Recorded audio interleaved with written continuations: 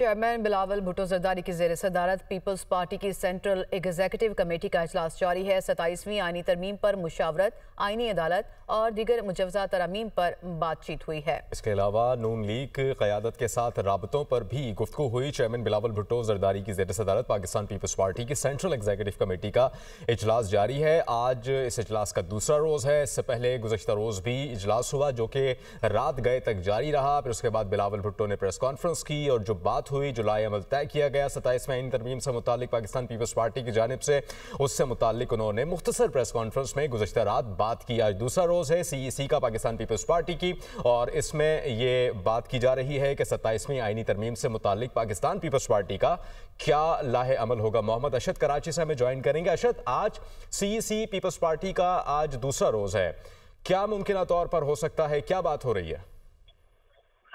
دیکھیں، Peoples party کی central executive committee کا جو گزشتہ روز اجلاس مؤخر ہوا تھا، وہ آج اجلاس جو ہے وہ جاری ہے، اور ہمارے ذرائع اس حوالے سے جو ہے وہ تصدیق کرتے ہیں کہ 27ویں ترمیم کے مجوزہ ڈرافٹ پر جو ہے وہ ارکان ہے مجلس عاملہ کے، ان کو اعتماد میں لیا گیا، جبکہ قانونی اور سیاسی کمیٹی کے ارکان نے مجوزہ ترامیم کی نوعیت اور اپنی سفارشات سے بھی اجلاس میں جو ہے وہ آگاہ کیا۔